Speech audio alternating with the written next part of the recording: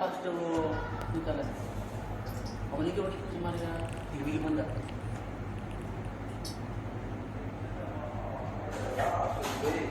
Hello.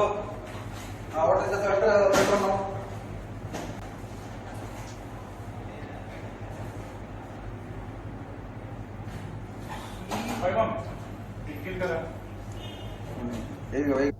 अभी जो आपने वीडियो देखा है और आज का थंबनेल देखा है इसको अभी थोड़ी देर में डिस्कस करेंगे।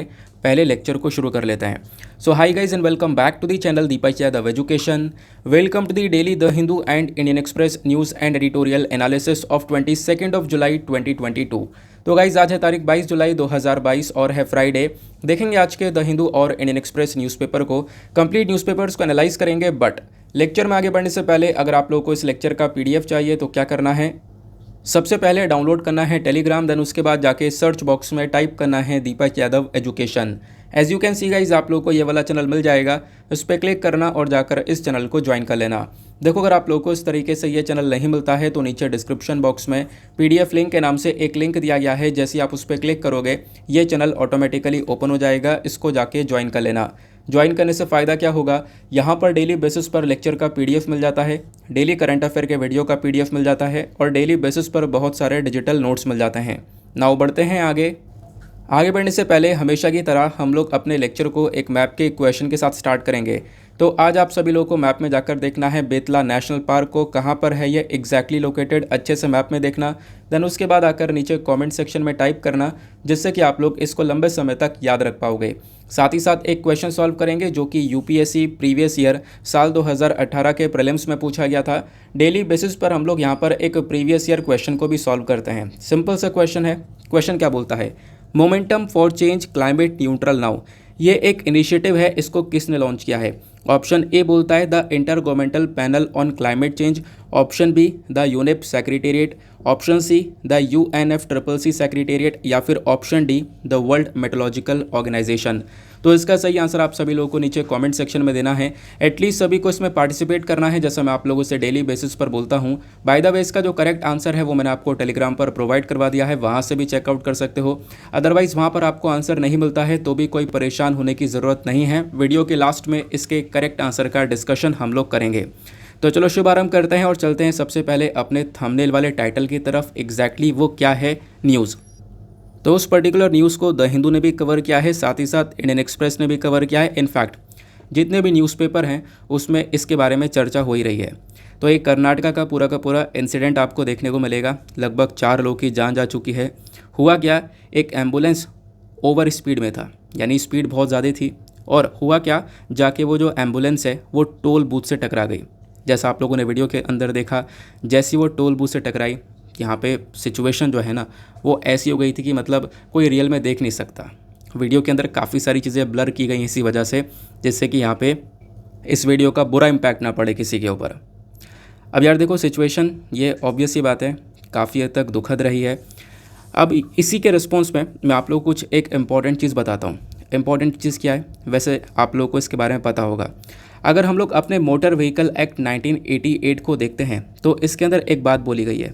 वो क्या है, इस एक्ट का जो सेक्शन 194E है वो ये बोलता है कि अगर कोई भी व्यक्ति इस एम्बुलेंस का या किसी भी एम्बुलेंस के रास्ते को ब्लॉक करता है तो उस व्यक्ति के ऊपर लगभग 10,000 रुपये का जो जुर्माना है वो लगाया जा सकता है। क्या बात ये पहले आप लोगों को पता थी। अब एक छोटा सा क्वेश्चन भी आप लोगों से यहाँ पे बनता है। क्वेश्चन यह है कि आप लोगों ने कई बार एम्बुलेंस को देखा होगा। अब एम्बुलेंस में एक चीज़ को नोटिस किया होगा, वो क्या है कि जो वर्ड है ना पूरा का पूरा एम्बुलेंस, वो आपको मिरर इमेज में देखने को मिलेगा कुछ इस प्रकार से। अच्छा, इसके पीछे का रीज़न क्या है नीचे कमेंट सेक्शन में ज़रा लिख दो जल्दी से। तो एक छोटी सी न्यूज़ थी जिसको लेकर काफ़ी हद तक कवरेज मिल रहा था। इनफैक्ट काफ़ी सारे वीडियोज़ यहाँ पे वायरल हुई। एक वीडियो यहाँ पे मुझे भी मिली, इसमें काफ़ी कुछ ब्लर था, इस वजह से मैंने आपको ये वीडियो भी जो है स्टार्टिंग में दिखा दिया है। अच्छा, ऐसा थंबनेल क्यों लगाया वो मैं आप लोग को आगे बताने वाला हूँ, ठीक है ना। चलो आगे बढ़ते हैं अगले आर्टिकल पर। नेक्स्ट एक बहुत ज़्यादा इम्पॉर्टेंट आर्टिकल है, इसको आप लोग GS पेपर 2 पॉलिटी से रिलेट कर पाओगे।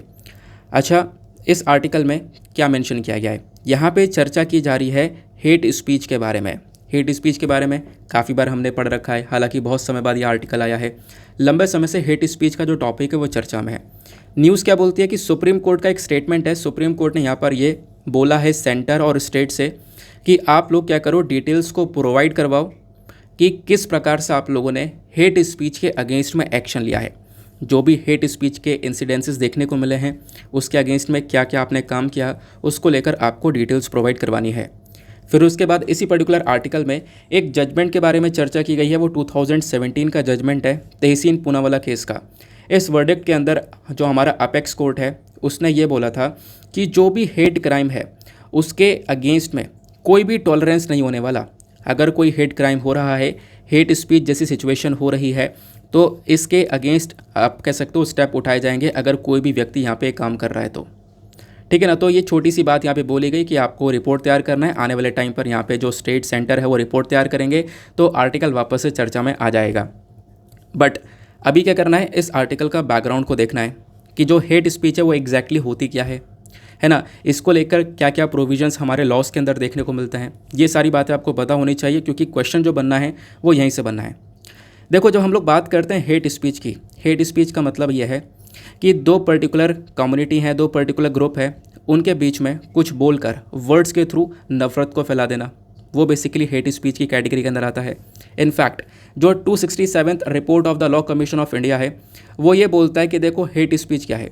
हेट स्पीच यहाँ पे ऐसे की जाती है कि मान लो कोई ग्रुप ऑफ पर्सन है, उन ग्रुप ऑफ पर्सन के बीच में कुछ बोलकर आप कह सकते हो कि भेदभाव क्रिएट कर देना, एक डिफरेंस क्रिएट कर देना, डिस्क्रिमिनेशन क्रिएट कर देना, उनके बीच में लड़ाई करवा देना, तो बेसिकली यहाँ पर हेट स्पीच की कैटेगरी के अंदर आता है। तो अगर कोई व्यक्ति किसी ग्रुप ऑफ पर्सन के बीच में in terms of race, ethnicity, gender, sexual orientation, इन सब चीज़ों को देखकर हेट्रेड फैलाता है तो बेसिकली वो हेट स्पीच के अंदर में आता है। आई होप आपको बहुत सिंपल तरीके से क्लियर हो चुका है। अब देखो, हेट स्पीच के ना जो भी यहाँ पे इंसिडेंसेस हैं वो लगातार इंक्रीज़ हुए हैं पिछले कुछ टाइम पे। हम लोग पिछले साल नवंबर से लगातार डिस्कस कर रहे हैं, कहीं ना कहीं हेट स्पीच का मामला निकल कर आया ही आया है। इसके पीछे के रीज़न्स क्या हैं? देखो, रीज़न यहाँ पर यह है कि काफ़ी सारे लोग ना वो अपने आप को सुपीरियर फील करते हैं।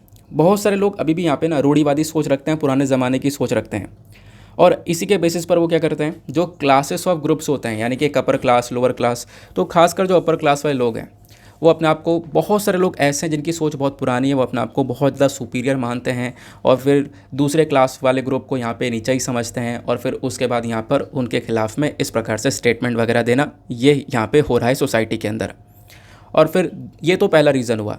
दूसरा रीज़न क्या है कि ऐसे जो लोग हैं ना वो अपनी आइडियोलॉजी के प्रति बहुत ज़्यादा ज़िद्दी हैं। उनकी जो आइडियोलॉजी है कि हाँ अपनी सोच पुराने ज़माने की रखना, और इस प्रकार से जो ये अलग अलग क्लासेस देखने को मिलते हैं, अलग अलग ग्रुप्स देखने को मिलते हैं, उनके बीच में भेदभाव क्रिएट करना, तो उनकी जो ये आइडियोलॉजी है ना उसके ऊपर वो एक तरीके से ज़िद्दी हैं और वो चीज़ें लगातार फॉलो कर रहे हैं, जिसकी वजह से हेट स्पीच रेगुलर बेसिस पर बढ़ रहा है। नाउ अब यहाँ पे क्वेश्चन ये आता है, हेट स्पीच को लेकर कोई लीगल पोजीशन है? मान लो कोई व्यक्ति हेट स्पीच करता है तो उसके ऊपर क्या क्या कार्रवाई हो सकती हैं? देखो, हेट स्पीच को लेकर जो भी बातें हैं आपको इंडियन पिनल कोड के अंदर देखने को मिल जाती हैं। आईपीसी के अंदर में section 153A and section 153B of the Indian penal code, ये क्या बोलता है कि अगर कोई व्यक्ति हैट्रेड फैलाता है किसी दो पर्टिकुलर ग्रुप के बीच में तो अगेन उसको पनिशमेंट दिया जाएगा। अब यहाँ पे आईपीसी का ही सेक्शन 295A के अंदर भी बातचीत की गई है कि अगर कोई यहाँ पे आप कह सकते हो जानबूझकर क्लास ऑफ पर्सन्स के बीच में यहाँ पर उनकी फीलिंग्स को हर्ट करता है या फिर इस प्रकार से हेटेड फैलाता है तो अगेन यहाँ पे उसको पनिशमेंट दिया जाएगा। और बिल्कुल फिर उसके बाद सेक्शन 505 क्लॉज 1 और सेक्शन 505 क्लॉज 2 ये भी आईपीसी का ही है। ये भी यहाँ पे ये बोलता है कि मान लो कोई व्यक्ति है जो कि क्या कर रहा है, कुछ इस प्रकार का जो कंटेंट है जो कि हेट्रेड को फैलाता है, दो ग्रुप्स के बीच में लड़ाइयाँ करवाता है, उस कंटेंट को पब्लिकेशन किया जा रहा है, उस कंटेंट का सर्कुलेशन हो रहा है, तो उस व्यक्ति के अगेंस्ट में भी यहाँ पे स्टेप्स उठाए जाएंगे। तो बेसिकली हेट स्पीच को इस तरीके से रोका जा रहा है आईपीसी के अंदर में। तो आईपीसी के अंदर ये सारे सेक्शंस अवेलेबल हैं, ध्यान रखना, इंपॉर्टेंट पॉइंट है क्योंकि बहुत ही ज़्यादा चर्चा में है। तो ये तो हो गई आईपीसी की बात। आईपीसी के अलावा कई और लीगल प्रोविज़न है, तो जो रिप्रेजेंटेशन ऑफ पीपल्स एक्ट है इसके अंदर भी कुछ बातें बताई गई हैं। इस एक्ट का जब आप सेक्शन 8 को देखोगे तो वो ये बोलता है कि मान लो कोई भी व्यक्ति यहाँ पे अगर इस प्रकार से हेट स्पीच करता है तो फिर वो इलेक्शन के अंदर यहाँ पे खड़ा नहीं हो सकता, ठीक है ना। फिर उसके बाद में इसी एक्ट का सेक्शन 123 क्लॉज 3A जो है वो ये बोलता है कि आप इलेक्शन के लिए, इलेक्शन के रेफरेंस में किसी रेस, रिलीजन, कम्युनिटी, कास्ट या लैंग्वेज का हेल्प नहीं ले सकते हो। ठीक है, अगर ये चीज़ें हो रही हैं, आप इसके प्रति यहाँ पे आप कह सकते हो भेदभाव क्रिएट कर रहे हो, इसके बेसिस पर वोट मांग रहे हो, तो कहीं ना कहीं ये करप्ट इलेक्टोरल प्रैक्टिसेस के अंदर आएगा। तो इस चीज़ को भी यहाँ पे रोका गया है। कहाँ पर ये सारी बातें लिखी हैं? ये हैं रिप्रेजेंटेशन ऑफ पीपल्स एक्ट के अंदर। तो हेट स्पीच को लेकर आईपीसी और रिप्रेजेंटेशन ऑफ पीपल्स एक्ट के अंदर ये सारी बातें हैं, इसके बारे में ज़रूर से ध्यान रखना है। अब एक सिंपल सा क्वेश्चन आप लोगों से बनता है कि देखो, अगर हमें हेट स्पीच को रोकना है तो इसके लिए हम क्या कर सकते हैं? ज़रा 2 स्ट्रॉन्ग पॉइंट्स सभी लोगों को नीचे कमेंट सेक्शन में लिखना है कि हाँ, एक लॉजिकल पॉइंट कि हाँ ये करेंगे हम लोग तो फिर इससे हेट स्पीच को रोका जा सकता है। ठीक है ना। अब जैसे कि मैं इस प्रकार से क्वेश्चन जो है कि हाँ इसमें हम लोग क्या कर सकते हैं, ये पिछले 2-3 दिनों से लगातार पूछ रहा हूँ। बहुत सारे लोग के कमेंट्स आते हैं, बहुत ज़्यादा इंटरेस्टिंग कमेंट्स आते हैं, बहुत ज़्यादा इन डेप्थ कमेंट्स आते हैं। तो आप लोग कोशिश करा करो, ज़रूर पार्टिसिपेट करो। काफ़ी सारे लोग एक दूसरे के कमेंट्स को रिव्यू भी करते हैं और रिव्यू किया भी करो, काफ़ी हेल्प मिलती है। आपकी जो थिंकिंग है वो और ज़्यादा डेवलप होती भी चली जाएगी और भी बहुत सारे नए नए आइडियाज़ माइंड के अंदर आते रहेंगे। तो ज़रा नीचे कमेंट सेक्शन में सभी लोग को टाइप करना है कि हेट स्पीच को रोकने के लिए हम 2 स्ट्रॉन्ग पॉइंट्स कौन से लेकर चल सकते हैं। आगे आते हैं। आगे बढ़ने से पहले यार वीडियो पे जो लाइक का बटन है उसको दबा देना। एक छोटा सा टारगेट होता है, आप लोग अचीव करवा सकते हो। आज का डिस्कशन बहुत ही इंटरेस्टिंग होने वाला है, बहुत कुछ है जानने के लिए, बहुत सारे आर्टिकल्स आज के न्यूज़पेपर के अंदर अवेलेबल हैं। साथ ही साथ में आप लोग मेरे साथ में इंस्टाग्राम पे कनेक्ट हो सकते हो। इंस्टाग्राम पर जाना, सर्च बॉक्स में टाइप करना दीपक यादव एजुकेशन, आपको यह प्रोफाइल मिलेगा। यहाँ पे आप लोग मेरे साथ में पर्सनली कनेक्ट हो सकते हो। आगे चलते हैं। नाउ यहाँ पे आता है एक और इम्पॉर्टेंट आर्टिकल, इसको आप लोग जीएस पेपर 2 और 3 दोनों से रिलेट कर पाओगे। तो अगेन यहाँ पे सुप्रीम कोर्ट ने सेंटर और स्टेट से एक बात और बोली है। अभी जो हमने पहले वाला आर्टिकल डिस्कस किया था वो भी यही था, लेकिन वो हेट स्पीच को लेकर था। लेकिन अभी सुप्रीम कोर्ट सेंटर और स्टेट से, हमारी केंद्र सरकार और राज्य सरकार से यहाँ पर यह बोलता है कि देखो, जो भी हमारे माइग्रेंट वर्कर्स हैं उन सभी के पास में जो फूड है, जो खाना है, वो पहुँचना चाहिए। क्योंकि बहुत सारे इंसिडेंसेस हम लोगों ने ऐसे देखे हैं कि भुखमरी की वजह से लोगों की जान गई है। तो वैसा कभी ना हो देश के अंदर, इस चीज़ को लेकर सुप्रीम कोर्ट ये सेंटर और स्टेट को बोलता है। तो सुप्रीम कोर्ट ने बोला, no citizen should die of hunger. कोई भी व्यक्ति हंगर की वजह से, भुखमरी की वजह से नहीं मरना चाहिए। हर एक व्यक्ति के पास में जो फूड है वो पहुंचना चाहिए, हर एक माइग्रेंट वर्कर के पास में फूड पहुंचना चाहिए। क्योंकि सबसे ज़्यादा जो सफ़र करने वाले लोग हैं वो माइग्रेंट वर्कर्स हैं। कौन होते हैं माइग्रेंट वर्कर्स? जो एक पर्टिकुलर स्टेट से निकल कर दूसरे पर्टिकुलर स्टेट में जाके वर्क कर रहे हैं। और हमारी सोसाइटी के लिए, हमारे इकोनॉमी के लिए भी जो माइग्रेंट वर्कर्स है वो एक इम्पॉर्टेंट रोल प्ले करते हैं। लेकिन हम उन्हीं को सपोर्ट नहीं कर पा रहे हैं, उन्हीं को केयर नहीं कर पा रहे हैं। तो उनका, उनकी फैमिलीज़ का ध्यान रखना है, ऐसा यहाँ पे सुप्रीम कोर्ट मेंशन करता है। फिर साथ ही साथ में देखो, बोला यह जाता है कि बहुत सारे स्टेट्स के अंदर जो माइग्रेंट वर्कर्स हैं इनको राशन कार्ड के अंदर कवर नहीं किया गया। इन लोगों के पास में, बहुत सारे लोग ऐसे इनके पास में राशन कार्ड्स नहीं हैं। तो यहाँ पे बोला गया कि आपको यहाँ पे भी एक स्टेप उठाना है, राशन कार्ड्स को प्रोवाइड करवाना है। और साथ ही साथ में हमारे जो जस्टिस बीवी नागरत्ना साहब हैं वो ये बोलते हैं कि देखो, जो राइट टू फूड है ना, वो बेसिकली एक फंडामेंटल राइट है जो कि आर्टिकल 21 के अंदर आता है। आर्टिकल 12 से लेकर 35 तक ये सारे के सारे हमारे फंडामेंटल राइट्स हैं। इसमें जो आर्टिकल 21 है ये भी हमारा एक फंडामेंटल राइट है जो कि राइट टू फूड के बारे में बात करता है। ठीक है ना। तो यहाँ पे इसी के बेसिस पर जो जस्टिस नागरत्ना साहब इन्होंने बोला कि कोई भी व्यक्ति भूखा नहीं रहना चाहिए, हर एक व्यक्ति के पास में फूड पहुंचना चाहिए। इसको लेकर ज़रूर से काम करना है। फिर एक बात और ऐड करी गई कि बहुत सारे माइग्रेंट वर्कर्स जिनके पास में राशन कार्ड नहीं है उनको भी ये खाना मिलना चाहिए, उनको भी प्रॉपर खाना मिलेगा, ऐसा यहाँ पर सुप्रीम कोर्ट मेंशन करता है। ठीक है ना। तो ये तो हो गया हमारा करंट न्यूज़ जो कि इस आर्टिकल में मेंशन है। लेकिन अब इस आर्टिकल के बैकग्राउंड को कवर करेंगे। कुछ डेटा को मैं आप लोगों को देने वाला हूँ जो कि आपको हेल्प करेगा। वो आपको ऐसे में भी हेल्प करेगा, जीएस पेपर 2 और 3 सभी जगह पर हेल्प करेगा। ठीक है ना। तो हंगर को लेकर क्या सिचुएशन है इंडिया के अंदर वो हम लोग डिस्कस करने वाले हैं। देखो, हमारे पास कुछ डेटा है। फूड एंड एग्रीकल्चर रिपोर्ट 2020 को जब आप लोग देखते हो तो वो रिपोर्ट ये बताती है कि इंडिया के अंदर में लगभग 195.9 मिलियन जो अंडर नॉरिश्ड पीपल देखने को मिलते हैं। ये लगभग 24% आपको देखने को मिलेंगे पूरे दुनिया भर के ऐसे लोग में जो कि भुखमरी से सफ़र कर रहे हैं। यानी दुनिया भर में जितनी भी हंगर देखने को मिल रहा है, भुखमरी देखने को मिल रही है, लगभग यहाँ पर 821 मिलियन अंडर नॉरिश्ड है जिनको एक अच्छा सा खाना नहीं मिल पा रहा है। ये डेटा पूरे दुनिया भर का है। इसमें से जब आप लोग ये वाला डेटा देखते हो 195.9 मिलियन, तो ये इंडिया का डेटा है। पूरे वर्ल्ड में कम से कम इतने लोग हैं जो कि इंडिया के अंदर सफ़र कर रहे हैं। तो इंडिया के अंदर जो हंगर की प्रॉब्लम है वो अपने आप में एक बहुत बड़ी प्रॉब्लम देखने को मिलती है, बहुत चैलेंजिंग प्रॉब्लम देखने को मिल जाती है। उसके बाद में ये तो हो गया फूड एंड एग्रीकल्चर रिपोर्ट के बारे में। देन यहाँ पे बोला गया 2020 के अंदर एक और रिपोर्ट आती है नेशनल हेल्थ सर्वे के थ्रू, और वो ये बोलती है कि 19 करोड़ जो पीपल हैं हमारे देश में वो कहीं ना कहीं हर रात भूखे पेट सो रहे हैं, यानी कुछ खाया ही नहीं है, खाली पेट यहाँ पे सो रहे हैं। तो मतलब कुछ खाने को मिल नहीं पा रहा है। तो अगेन ये भी रिपोर्ट के अंदर मेंशन किया गया, ठीक है ना। फिर उसके बाद में और क्या बताया गया, यहाँ पे एक चीज़ और बोली गई कि अप्रॉक्सीमेटली लगभग 4500 के आसपास बच्चे आपको ऐसे देखने को मिलेंगे जो कि हर रोज़ जिनकी जान जा रही है और उनकी उम्र लगभग 5 साल से भी कम है। अब जान जाने के पीछे का कारण क्या है? जान जाने का पीछे का कारण है हंगर और मॉलन्यूट्रिशन, यानी भूखमरी और कुपोषण। तो आप समझ सकते हो कि सिचुएशन, ये जो प्रॉब्लम है, कितनी बड़ी प्रॉब्लम इंडिया के अंदर देखने को मिल रही है। तो ये डेटा 2021 इन ईयर्स का देखने को मिलेगा। जब कुछ लेटेस्ट डेटा निकालोगे ना तो ये काफ़ी हद तक बढ़ चुका होगा। कोविड-19 के टाइम पर ये भूखमरी और ज़्यादा इंक्रीज़ हो चुकी है। तो आप इमेजिन कर सकते हो क्या सिचुएशन यहाँ पर हो रही है। फिर उसके बाद में जब हम लोग ग्लोबल हंगर इंडेक्स की बात करते हैं तो आप देखोगे साल 2020 में इंडिया की पोजीशन 94 पर थी और साल 2021 में पोजीशन हमारी और ज़्यादा बेकार हो चुकी है, 101 पर आ चुकी है। मतलब हमारे देश में जो हंगर है वो और ज़्यादा इंक्रीज़ हुआ है। तो ये सारी चीज़ें हमें ग्लोबल हंगर इंडेक्स के अंदर देखने को मिल जाती है, ठीक है ना। अब ये जो मॉलन्यूट्रिशन हो रहा है, मतलब सबसे ज़्यादा लोगों के अंदर, भारत के अंदर क्या देखने को मिलता है? मॉलन्यूट्रिशन, यानी कुपोषण। एक अच्छा खाना नहीं मिल पाया है, उनके बॉडी के अंदर एक अच्छा न्यूट्रिशन नहीं पहुंच पाया है, तो जाके मॉलन्यूट्रिशन वाली सिचुएशन बनती है। अब मॉलन्यूट्रिशन के भी बहुत सारे डायमेंशंस देखने को मिलते हैं, अलग अलग प्रकार के देखने को मिलते हैं। सबसे पहली चीज़ कैलोरिक डेफिशिएंसी, यानी देखो हमारी सरकार के पास में बहुत सारा फूड ग्रेन है, बहुत सारा अनाज है, लेकिन उसके बावजूद भी बहुत सारे लोगों के अंदर कैलोरिक डेफिशिएंसी वाली सिचुएशन देखने को मिलती है। मतलब क्या है, खाना खा तो रहे हैं लेकिन अपने बॉडी का जो तरीके से मैनेजमेंट होता है उसके हिसाब से नहीं खा रहे हैं। एक प्रॉपर कैलोरीज चाहिए होती है, जैसे एक प्रॉपर बॉडी वेट है तो उसके हिसाब से यहाँ पर आपके डाइट में डेली बेसिस पर 2000 के आसपास कैलोरीज हों, ठीक है, 1500 के आसपास कैलोरीज हो, वो डिपेंड करता है उस चीज़ के ऊपर। तो क्या होगा, अगर कैलोरीज के अंडर में खा रहे हो तो बेसिकली कैलोरिक डेफिशिएंसी वाली सिचुएशन आपको देखने को मिल जाती है।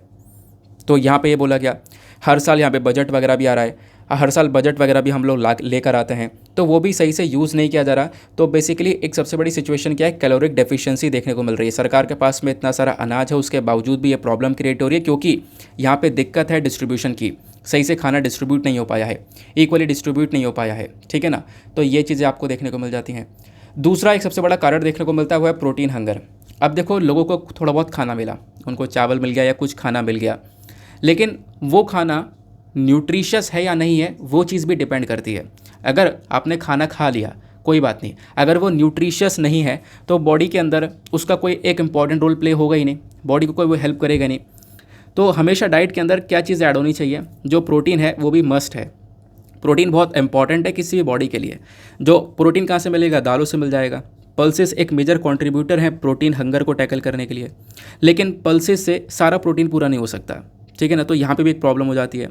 अब मिड डे मील्स के अंदर देखो बहुत सारे स्कूल्स में एग्स को अलाउ किया जाता है, लेकिन बहुत सारी जगह पर एग्स मिसिंग भी हैं। तो जहाँ पे एग्स मिसिंग है तो यहाँ पे आप लोग कह सकते हो ये भी एक प्रॉब्लम है। एग्स को हटा दिया गया है क्योंकि एग से भी अच्छा खासा प्रोटीन मिल जाता है। एक एग के अंदर लगभग 4 to 5 ग्राम्स के आसपास आपको प्रोटीन मिल जाता है।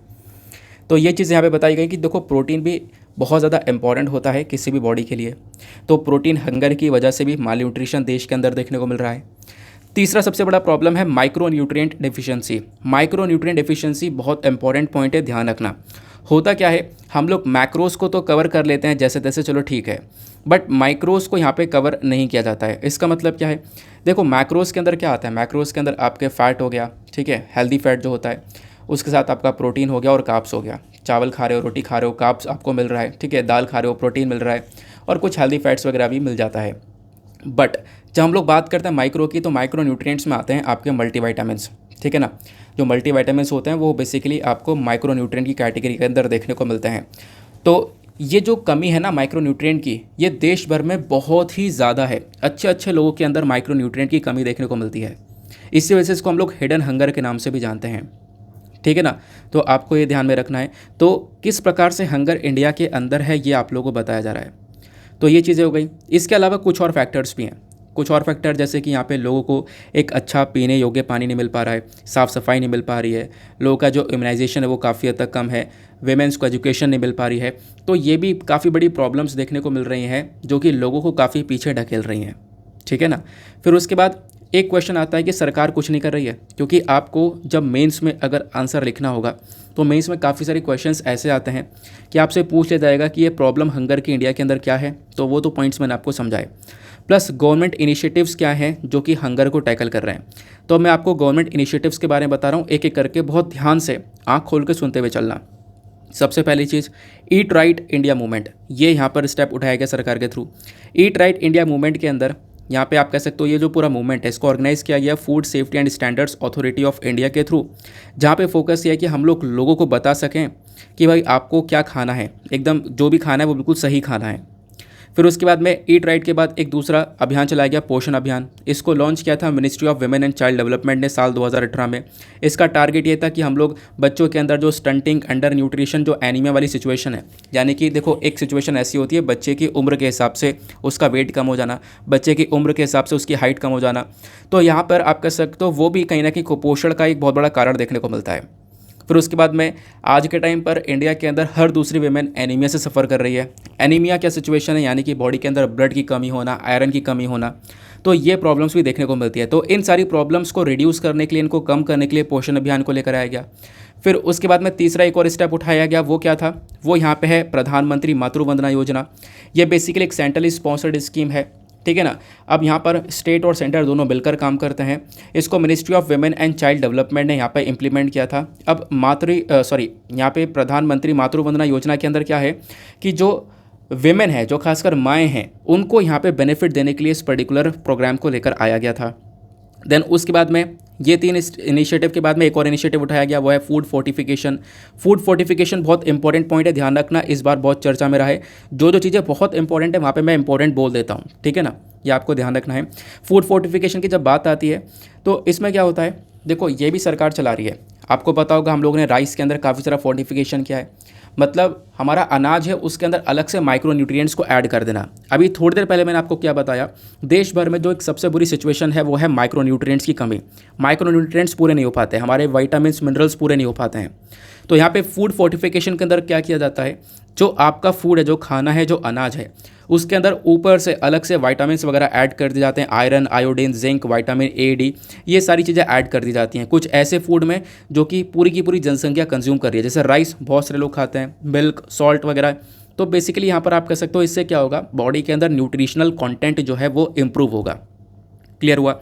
फिर उसके बाद में एक और इनिशिएटिव उठाया गया है, वो है नेशनल फूड सिक्योरिटी एक्ट 2013। ये बात करता है जो हमारी रूरल और अर्बन पॉपुलेशन है, गांव वाले और शहर वाले लोग हैं, उनको यहाँ पे प्रॉपर राशन मिले। फिर एक और यहाँ पे इनिशिएटिव उठाया गया है, वो है मिशन इंद्रधनुष। ये बेसिकली टारगेट करता है बच्चों को और प्रेग्नेंट वेमेन को कि उनको वैक्सीनेशन दिया जा सके, बीमारियों से बचाया जा सके। और ऐसे ही यहाँ पर एक और इनिशिएटिव है, वो है integrated child development service scheme. ये भी यहाँ पे प्रेग्नेंट वेमेन, लैक्टेटिंग मदर्स और बच्चों की हेल्थ को लेकर वर्क करता है, ठीक है ना। तो ये सारे इनिशिएटिव्स जो कि सरकार के थ्रू उठाए गए हैं, जो कि यहाँ पे हंगर को टैकल करने में मदद करते हैं। तो एक ओवरऑल डेटा आपको मिला है। हंगर को लेकर कोई भी क्वेश्चन आएगा, चाहे वो प्रीलिम्स में आए, स्कीम्स को लेकर आए, कुछ भी आए, आप आराम से सॉल्व कर सकते हो। मेंस में कुछ भी आएगा लिखने के लिए तो भी आराम से आपके पास एक इनफ डेटा है, पहले से आपके पास में कंटेंट रेडी होना चाहिए, क्योंकि वहाँ पे टाइम नहीं है लिखने के लिए, ठीक है ना। आई होप आपको क्लियर हो चुका है। अभी जितनी भी इन्फॉर्मेशन, ये सारी चीज़ें कहाँ पे मिलेंगी आपको, देखो टेलीग्राम पर जैसे आप लोग पीडीएफ को डाउनलोड करोगे, पीडीएफ के साथ साथ एक ऐप को डाउनलोड कर लेना जिसका नाम है एडोब एक्रोबैट।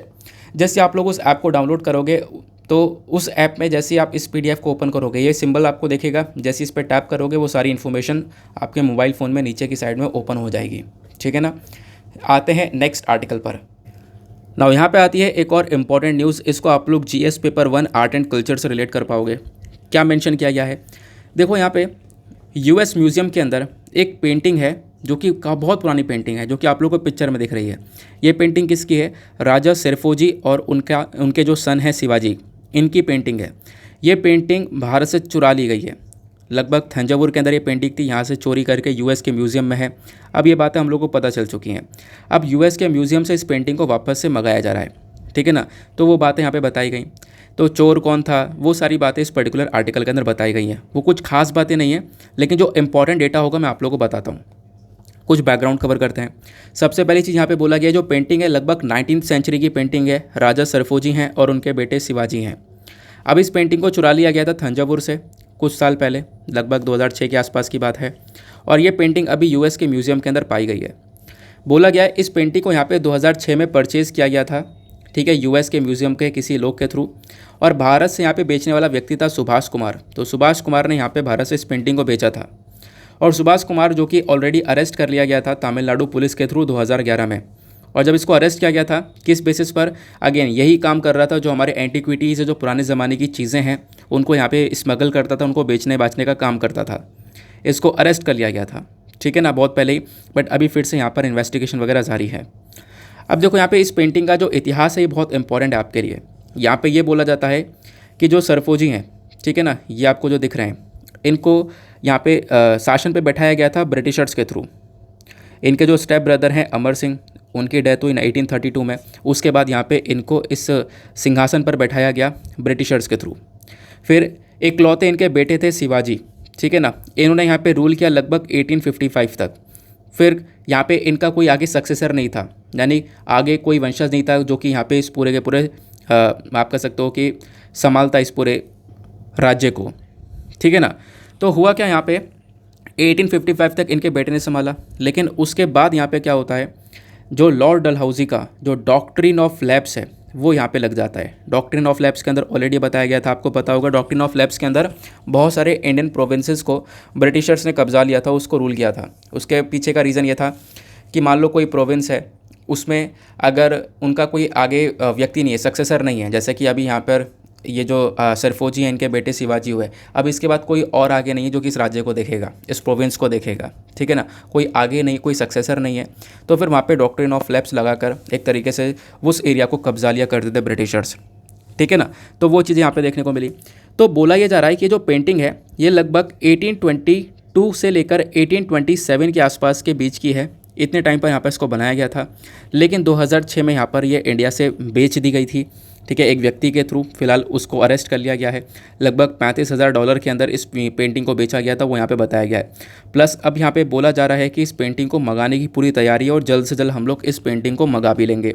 ये पूरा का पूरा आर्टिकल की कहानी थी। आई होप आप लोग को एक अच्छे से क्लैरिटी मिल चुकी है होगा क्या आर्ट एंड कल्चर के पर्सपेक्टिव से इनके बारे में ध्यान में रख सकते हो, ठीक है ना। ये एक इंपॉर्टेंट पॉइंट हो जाता है। आगे आते हैं उसके बाद नेक्स्ट आर्टिकल पर। अच्छा, एक इंपॉर्टेंट बात बता दूं, ये जो पेंटिंग आपको दिख रही है ये चोरी कहाँ से की गई थी, सरस्वती महल थंजावुर से। तो क्वेश्चन बन सकता है सरस्वती महल कहाँ पर है, थंजावुर के अंदर, वहीं से यहाँ पर इस पेंटिंग को चोरी किया गया था। ना यहाँ पे एक और इंपॉर्टेंट आर्टिकल आता है। इस वाले आर्टिकल को आप लोग जीएस पेपर 3 से रिलेट कर पाओगे। और इंडेक्सेस को लेकर क्वेश्चन बनते रहते हैं, ये इंडेक्स किसने रिलीज़ किया, इस इंडेक्स में किसकी क्या रैंक है। तो यहाँ पे एक और नया इंडेक्स आ चुका है। यहाँ पे यह है नीति आयोग का इंडिया इनोवेशन इंडेक्स। तो नीति आयोग यहाँ पे रिलीज़ करता है इंडिया इनोवेशन इंडेक्स को। तो ये इंडेक्स जो है 2022 का, इसमें कर्नाटका ने टॉप किया है। अच्छा, टॉपर कौन कौन है, तो टॉपर 5 टॉपर के बारे में ध्यान रखना, कर्नाटका, तेलंगाना, हरियाणा, महाराष्ट्र और तमिलनाडु। ये 5 टॉपर्स आप लोग को देखने को मिल जाते हैं। बाकी इस इंडेक्स में बॉटम में कौन कौन है, तो बॉटम में आपको देखने को मिलेगा मध्य प्रदेश, गुजरात, बिहार, ओडिशा और छत्तीसगढ़। ये बॉटम में है इस पर्टिकुलर रैंकिंग में। अच्छा, ये रैंकिंग क्या है, इसका क्या मकसद है, वो सारी बातें यहाँ पे कवर करना बहुत इंपॉर्टेंट है, क्योंकि जब तक ये रैंकिंग समझ में नहीं आएगी तब तक कुछ समझ में नहीं आएगा। अब देखो, ये जो इंडिया इनोवेशन इंडेक्स है, पहला क्वेश्चन तो आपसे यही बनेगा, इसको कौन रिलीज़ करता है। ऐसे क्वेश्चन बनते रहते हैं, ध्यान रखना। रिपोर्ट कौन रिलीज़ करता है, इंडेक्स कौन रिलीज़ करता है, तो ये पहली बात है जो कि ध्यान में रखनी है। अब देखो, यहाँ पे जो इंडेक्स है ना, इसको डेवलप किया गया है ग्लोबल इनोवेशन इंडेक्स को देखते देखते। अब इसमें होता क्या है कि जो हमारे इंडियन स्टेट्स हैं, यूनियन टेरिटरीज़ हैं, वहाँ पे हम लोग जो ये आविष्कार हैं, जो इनोवेशन है, डेवलपमेंट है, इसको और ज़्यादा बढ़ावा देने के लिए इस इंडेक्स को रिलीज़ करते हैं। अब होता क्या है कि देखो, ये जो इंडेक्स है इसके अंदर क्या क्या चीज़ें ऐड की जाती हैं, मतलब किस बेसिस पर, कि मान लो देखो बहुत सारे पैरामीटर्स होते हैं कि उस पर्टिकुलर एरिया में, जैसे कर्नाटका टॉप करा है, कर्नाटका के अंदर काफ़ी कुछ अच्छा होगा, जैसे इनोवेशंस, नए नए आविष्कार देखने को मिलेंगे, जैसे कि यहाँ पे बहुत सारे पेटेंट्स वगैरह लिए गए, बहुत सारे इनोवेशंस हुए होंगे, तभी तो पेटेंट्स लिए गए होंगे। पेटेंट्स कब लेते हैं, जब आपने कुछ नया चीज़ इन्वेंट की है, उसके ऊपर आप लोग यहाँ पे अपना कॉपीराइट, अपना पेटेंट लेते हो, ठीक है। तो वहाँ पे कुछ नया नया इनोवेशंस ज़्यादातर हुए हैं। देन उसके बाद में साइंटिफिक जर्नल्स का पब्लिकेशन, प्लस यहाँ पे जीडीपी का जो ग्रोथ है, यानी कि आप अपना जीडीपी का एक अच्छा खासा प्रतिशत अपने रिसर्च के ऊपर खर्च रहे हो, रिसर्च और डेवलपमेंट के ऊपर पैसा ज़्यादा खर्चा जा रहा है। तो कर्नाटका के अंदर रिसर्च और डेवलपमेंट के ऊपर भी पैसा ज़्यादा खर्चा जा रहा है, नए नए आविष्कार हो रहे हैं। तो बेसिकली यहाँ पर अगर किसी के अंदर मतलब किसी भी स्टेट और यूनियन टेरिटरी के अंदर ये काम अच्छे से हो रहा है तो वो इस पर्टिकुलर इनोवेशन इंडेक्स के अंदर टॉप पर आएगा, और इनोवेशन अगर कम हो रहा है वो यहाँ पे बॉटम पे आएगा। सिंपल सी बात है, ठीक है ना, क्लियर हो गया। आगे आते हैं।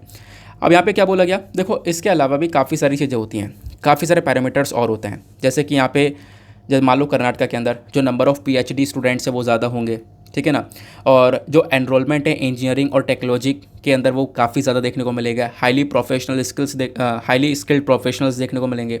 रिसर्च और डेवलपमेंट पर जो इन्वेस्टमेंट वो बहुत ज़्यादा देखने को मिलेगा, है ना। इंटरनेट सब्सक्राइबर्स बहुत ज़्यादा होंगे। जो फॉरेन डायरेक्ट इन्वेस्टमेंट है उस पर्टिकुलर एरिया के अंदर वो बहुत सारा आ रहा होगा, इन्वेस्टमेंट भी बहुत हो रहा होगा। तो अगर कहीं पर ये सारी चीज़ें हो रही हैं और एक अच्छे लेवल पर हो रही हैं तो वो इस इंडेक्स में टॉप पर है। जहाँ पे अच्छे लेवल पर नहीं हो रही हैं तो वो उस इंडेक्स के अंदर बॉटम पर है। तो ये हमारा इनोवेशन इंडेक्स बोलता है। सिंपल हो गया, क्लियर हो गया, बस इतनी सी बात है, ठीक है ना। बस खाली यहाँ पे क्या है, वनडे एग्जामिनेशन के पॉइंट ऑफ व्यू से आपको रैंकिंग्स ध्यान रखनी है, वो वनडे एग्जामिनेशन में हेल्प करेगा। लेकिन यूपीएससी यहाँ पे डायरेक्टली आपसे रैंकिंग तो वैसे अभी तक पूछी नहीं है। जो भी हमारे प्रीवियस ईयर के क्वेश्चन पेपर हैं आने वाले टाइम पर पता नहीं है, क्योंकि चीज़ें हो भी सकती हैं, पूछ भी ली जा सकती हैं। साथ ही साथ आपको ये ज़रूर ध्यान रखना है इस इंडेक्स का मकसद क्या है, प्लस इस इंडेक्स का जो यहाँ पे इस इंडेक्स को बेसिकली कौन रिलीज़ करता है, ठीक है ना। तो ये कुछ सिंपल सी बातें हो गई। आगे आते हैं नेक्स्ट आर्टिकल पर। ये जो मैंने बताया तो मैंने आपको स्टेट्स के बारे में बता दिया, लेकिन नॉर्थ ईस्टर्न स्टेट्स की जब हम लोग बात करते हैं जो हमारा नॉर्थ ईस्टर्न वाला रीजन है जहाँ पे असम, मेघालय, ये सारे रीजन्स देखने को मिलते हैं। तो उस पर्टिकुलर एरिया से मणिपुर ने यहाँ पे टॉप किया है, मणिपुर लीड कर रहा है, ये आपको ध्यान रखना है। तो नॉर्थ ईस्टर्न रीजन से मणिपुर टॉप कर रहा है, और यहाँ पे यूनियन टेरिटरी में जब आप लोग देखोगे तो वहाँ पे चंडीगढ़ टॉप करता हुआ नज़र आ रहा है। बाकी स्टेट्स में आप लोग देख पाओगे कर्नाटका टॉप कर रहा है। तो ये कुछ सिंपल सी बातें थी ना। उसके बाद आते हैं कुछ और इंपॉर्टेंट आर्टिकल्स पर। 2 आर्टिकल बेहद इंपॉर्टेंट आपको स्क्रीन पर दिख रहे हैं। सबसे पहला आर्टिकल ये वाला डिस्कस करेंगे। ये जो है आर्टिकल है ना, ये कल भी बहुत चर्चा में रहने वाला है और आज तो है ही चर्चा में। क्या चर्चा की गई है, एंटार्क्टिक बिल के बारे में। देखो हमारा आज के टाइम पर मॉनसून सेशन चल रहा है, तो इसके दौरान यहाँ पे बहुत सारे बिल वगैरह पास होंगे। तो एक बिल पास होना था कल, वो होना था एंटार्क्टिक बिल। अब ये जो इंडियन एंटार्क्टिक बिल 2022 है ये पास तो होना था, लेकिन ओपोजिशन जो है वो एब्सेंट था, ओपोजिशन खाली था। ओपोजिशन क्यों खाली था, क्योंकि लगातार प्रोटेस्ट चल रहा है अग्निपथ स्कीम को लेकर, महंगाई को लेकर, जीएसटी रेट को बढ़ाया गया उसको लेकर लगातार प्रोटेस्ट चल रहा है। उसके साथ साथ यहाँ पे जो कांग्रेस की मेंबर हैं इनको ईडी ने बुला लिया है, सोनिया गांधी को यहाँ पर एनफोर्समेंट डायरेक्टरेट ने बुला लिया था, समन कर आया है। तो इसकी वजह से यहाँ पे ओपोजिशन एब्सेंट था, तो ओपोजिशन खाली पड़ा हुआ था, और उसी की वजह से हम लोग यहाँ पर इस बिल को पास नहीं कर पाए। तो अभी यहाँ पे आज जो है बेसिकली इसको पास किया जाएगा। आज फ्राइडे है तो आज यहाँ पे इसको पास करने वाले हैं, क्योंकि ओपोजिशन एब्सेंट था। इसी वजह से यहाँ पे लोकसभा ने इस डिबेट को डेफर कर दिया, यानी कि फ्यूचर के लिए टाल दिया है, आज के लिए टाल दिया है, जो कि एंटार्क्टिक बिल को लेकर ये डिबेट होने वाली है। क्वेश्चन ये है कि सर ये एंटार्क्टिक बिल है क्या, कैसे वर्क करेगा, क्या है इसका रोल, ठीक है, क्या हम लोग एंटार्क्टिका को प्रोटेक्शन देने के बारे में चर्चा करें इस बिल के अंदर, तो वो सब कुछ हम लोग यहाँ पे डिस्कस करेंगे। सबसे पहली चीज़ देखो, यहाँ पे बात की जा रही है एंटार्क्टिक के बारे में। एक है आर्कटिक और एक है एंटार्क्टिक। जब आप लोग यहाँ पे अर्थ को देखते हो तो ऊपर वाला जो हिस्सा आपको देखने को मिलता है, तो ये जो हमारा नॉर्थ पोल है यहाँ पे आपको आर्कटिक नज़र आता है, क्या आर्कटिक। और जो साउथ पोल आपको देखने को मिलेगा यहाँ पे इसी वाले एरिया में आपको एंटार्क्टिक देखने को मिलता है। तो जो एंटार्क्टिक वाला रीजन है बेसिकली इस वाले रीजन की बात की जा रही है। इस वाले पिक्चर में आप लोग थोड़ा और ध्यान से देख सकते हो, जैसा आप लोग को यहाँ पे नज़र आ रहा होगा, ये साउथ पोल वाला पोर्शन है, ये एंटार्क्टिक वाला रीजन है, ऊपर नॉर्थ वाला ये आर्कटिक रीजन है, ठीक है ना। दोनों पर ही बहुत ज़्यादा ठंड होती है, और सिचुएशन आज के टाइम पर यह है कि यहाँ की जो बर्फ़ है वो लगातार पिघल रही है। रीज़न क्या है, क्लाइमेट चेंज वगैरह हो रहा है, लगातार पोल्यूशन हो रहा है, तो उसकी वजह से बर्फ़ वगैरह पिघलती हुई नज़र आ रही हैं। आओ अब हम लोग अपनी न्यूज़ के इंपॉर्टेंट पॉइंट्स को कवर करते हैं। सबसे पहली चीज़ कॉन्टेक्स्ट समझते हैं। तो सरकार ने एंटार्क्टिक बिल को लोकसभा के अंदर इंट्रोड्यूस किया, अब आगे पास करवाएंगे राज्यसभा के अंदर, उसके बाद एक्ट यहाँ पर इसको बनवाएंगे। अब ये जो बिल है ये एप्लीकेबल किस पे होगा, ये बिल इंडियन सिटीजन्स के साथ साथ फॉरेन सिटीजन्स पर भी अप्लाई होने वाला है, एप्लीकेबल होने वाला है। अब देखो यहाँ पे जो एंटार्क्टिक वाला रीजन है ना, ये तो इस वजह से चर्चा में है, और कुछ दिन पहले एक और कारण था जिसकी वजह से चर्चा में था, तो वो कारण भी समझ लो। कुछ टाइम पहले यहाँ पे ग्लासगो का क्लाइमेट समिट हुआ था, आपको पता होगा। तो ये जो वर्ड है ना ग्लासगो क्लाइमेट समिट, तो यहाँ पे क्या होता है, 100 किलोमीटर का यानी 100 किलोमीटर का एक बहुत बड़ा बर्फ़ का टुकड़ा है एंटार्क्टिका के अंदर, जो कि लगातार पिघल रहा है। इसको भी यहाँ पे रिसेंटली नाम दिया गया है ग्लासगो, ठीक है ना।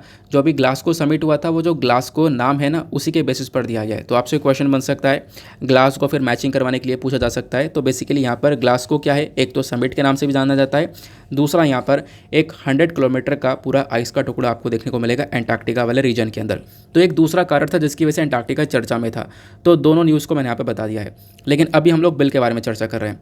तो ये जो बिल आ रहा है, इस बिल के प्रोविजंस क्या हैं, क्या क्या इस बिल के अंदर है। सबसे पहली चीज़ यहाँ पे बोला गया है कि एंटार्क्टिका के अंदर जो भी विजिट होगी उसको रेगुलेट किया जाएगा। हर कोई व्यक्ति विजिट नहीं कर पाएगा। अगर किसी को विजिट करना है उस पर्टिकुलर रीजन को, तो वहाँ पे स्ट्रिक्ट गाइडलाइंस होंगी उनके लिए, एक परमिशन वगैरह चाहिए होगी, ठीक है ना। तो इसके लिए काम किया जाएगा।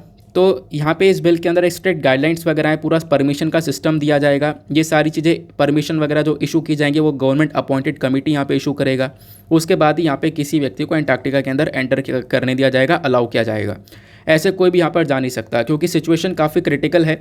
लगातार यहाँ पे पोल्यूशन हो रहा है, लोग जा रहे हैं, पोल्यूशन करेंगे ही करेंगे, देन उसके बाद में यहाँ पर सिचुएशन ख़राब हो रही है, बर्फ़ पिघल रही है, जिसकी वजह से आपको पता है दुनिया भर में प्रॉब्लम्स बढ़ती हुई नज़र आती हैं। क्लियर हुआ। इसी को लेकर यहाँ पे बिल लेकर आया गया ताकि उस एरिया को हम लोग प्रोटेक्शन दे सकें। प्लस जो वहाँ के मिनरल रिसोर्सेज हैं, वहाँ पे लोग खुदाई करने चले जाते हैं, ड्रिलिंग करने चले जाते हैं, ठीक है, एक्सकेवेशन करने चले जाते हैं, काफ़ी सारे मिनरल रिसोर्सेज को कलेक्ट करने चले जाते हैं। तो इसके लिए भी किसी को अलाउ नहीं किया जाएगा, ठीक है ना। मिनरल रिसोर्सेज वहाँ के प्रोटेक्ट किए जाएंगे, आपको अलाउ नहीं किया जाएगा। प्लस कोई अगर रिसर्च वगैरह करनी है तो साइंटिफिक रिसर्च के लिए अलाउ किया जाएगा, बाकी ऐसे फालतू काम के लिए वहाँ पे कोई नहीं जा सकता।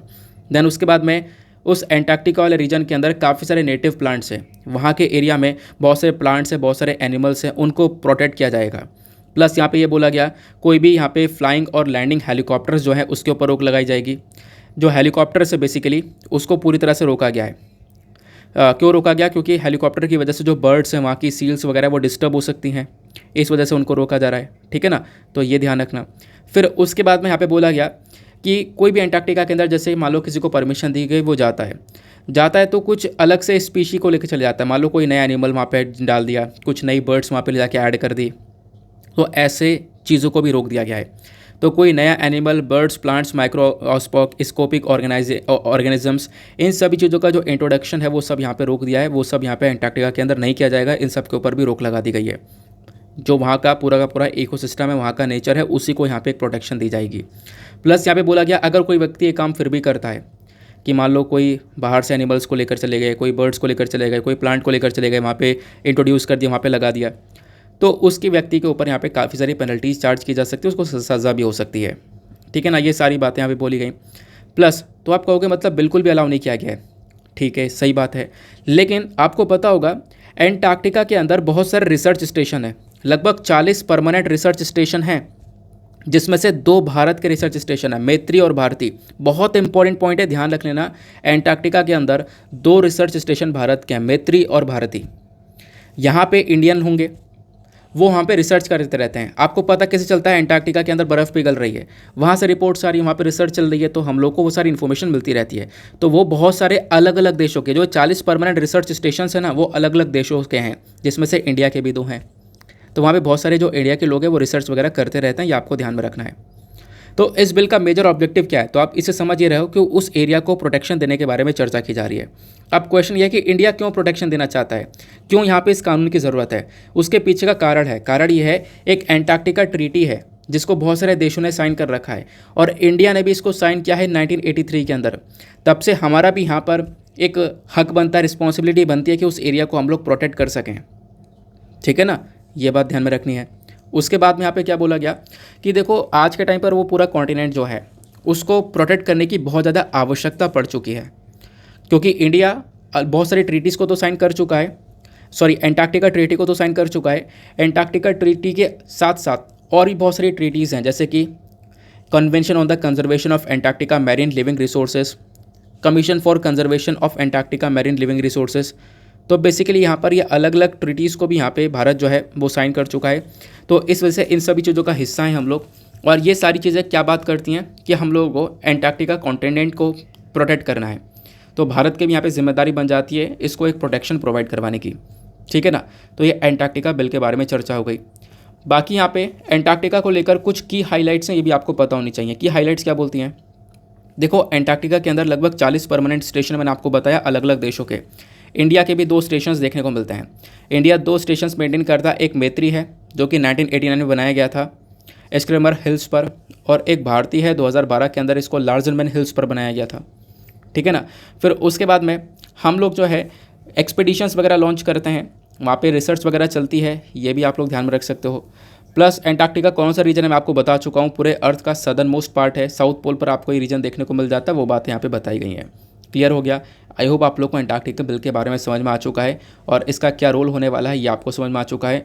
कल ये आर्टिकल फिर से चर्चा में आएगा और आने वाले टाइम पर एक्सप्लेन सेक्शन पर भी आर्टिकल चर्चा में आने वाला है। आते हैं नेक्स्ट आर्टिकल पर। अगला आर्टिकल आपको यहाँ पर ये दिख रहा होगा, ये भी काफ़ी ज़्यादा इंपॉर्टेंट है, इसको आप लोग जीएस पेपर 2 पॉलिटी से रिलेट कर पाओगे। सुप्रीम कोर्ट का अगेन यहाँ पर एक स्टेटमेंट है। आज सुप्रीम कोर्ट के स्टेटमेंट बारे काफ़ी सारे आर्टिकल हैं। सुप्रीम कोर्ट ने यहाँ पर बोला है women have right to safe abortion, यानी वेमेन के पास में हक है कि वो एक अबॉर्शन करवा सके। ठीक है ना, सेफ अबॉर्शन करवा सके।